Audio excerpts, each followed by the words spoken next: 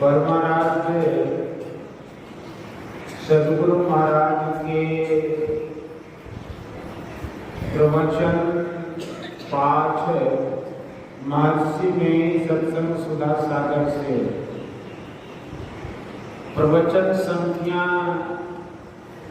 161 है। सब रूपों में एक ही ईश्वर। प्यारे लोगों, सब लोग सुखी और आनंदित रहना चाहते हैं।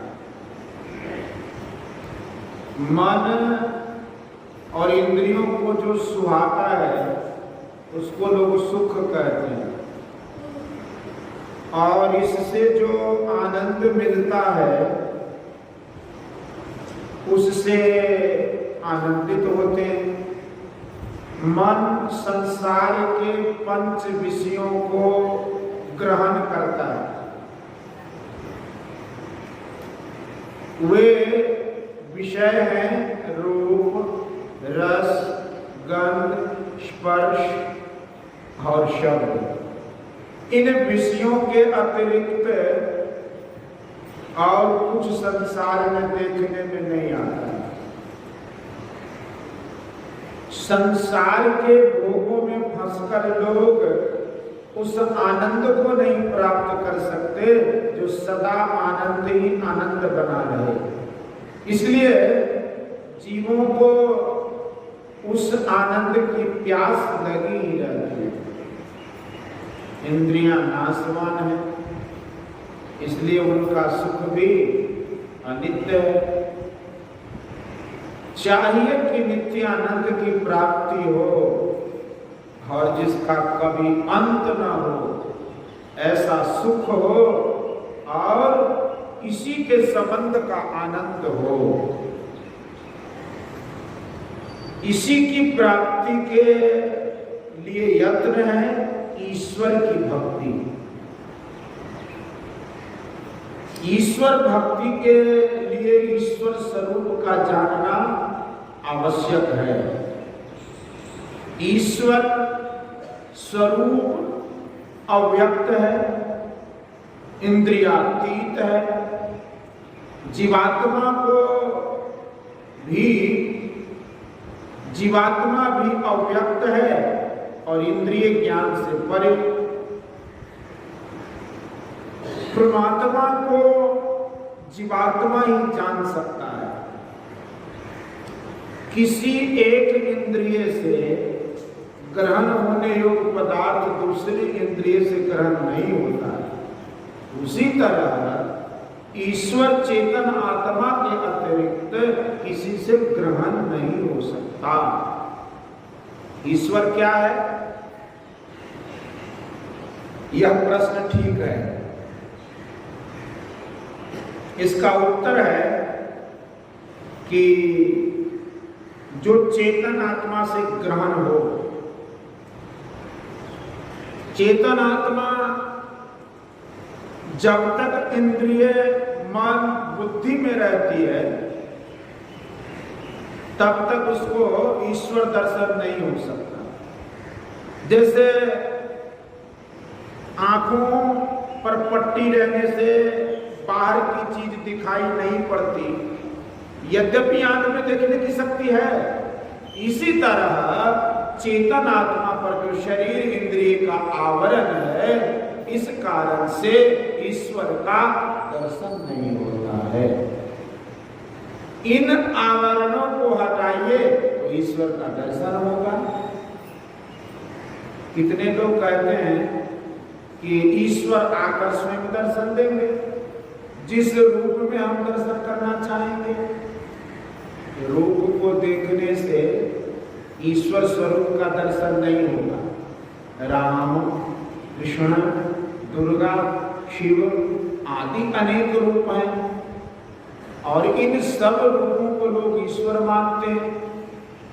ठीक है, लेकिन क्या अनेक रूपों में होने के कारण ईश्वर अनेक हैं?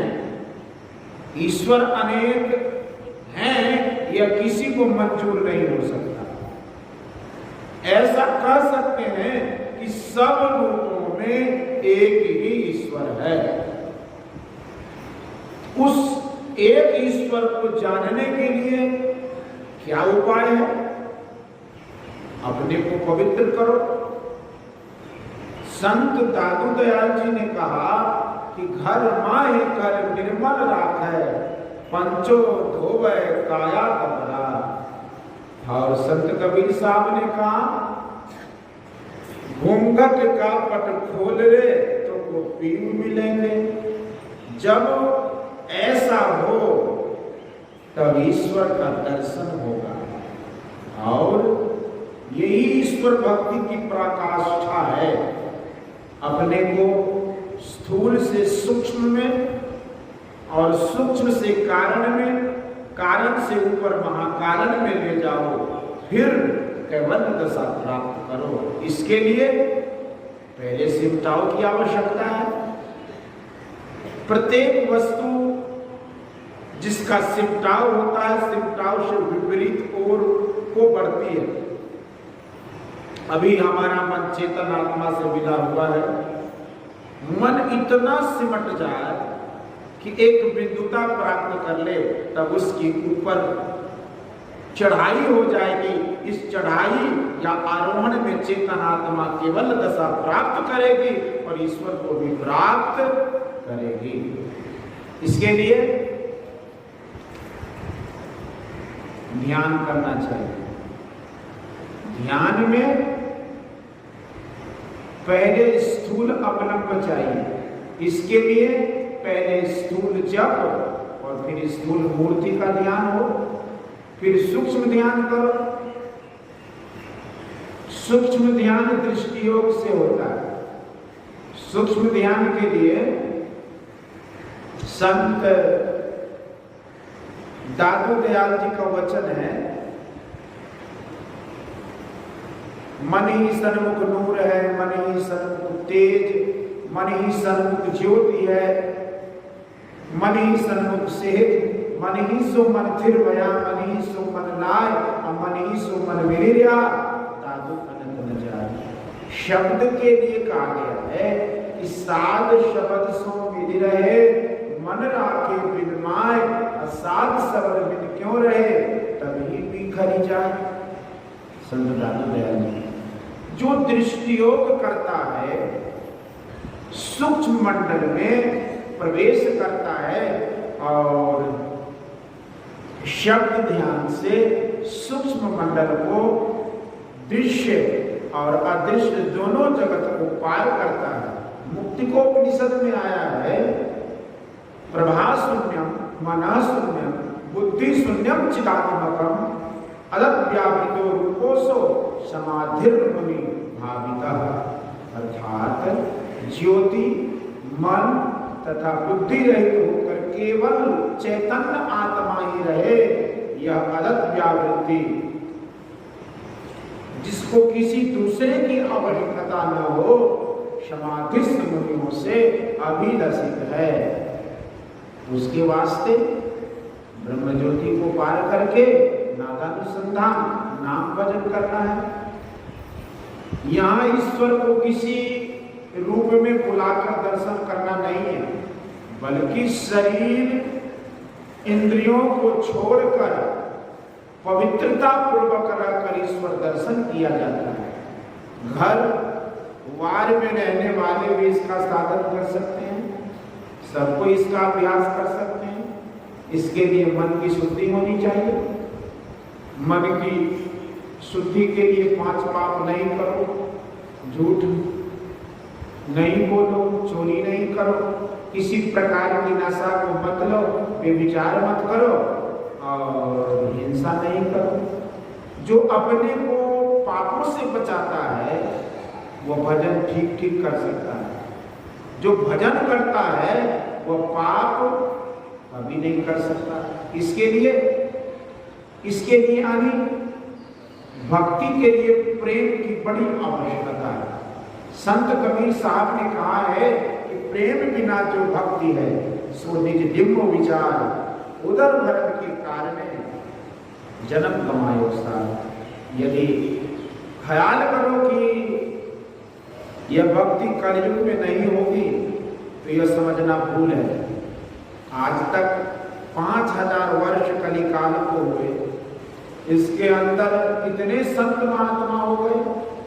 कुछ लोग कहते हैं कि काल धर्म भक्ति नहीं होने देता है।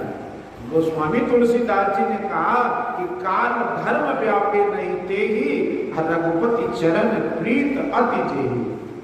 जो कलयुग परीक्षित के डर से गिड़गिड़ाया था, वो ईश्वर के सामने में क्या कर सकता है? इसलिए ईश्वर भजन करो, अपने को पवित्र रखो। बोलिए श्री सद्गुरु महाराज। यह प्रवचन भागलपुर जिलांतर्गत श्री सत्यवत सत्संग मंदिर प्रवृत्ति में दिनांक 24/4/1960 ईस्वी को रात्रिकालीन सत्संग में हुआ था। बोलिए श्री सत्य।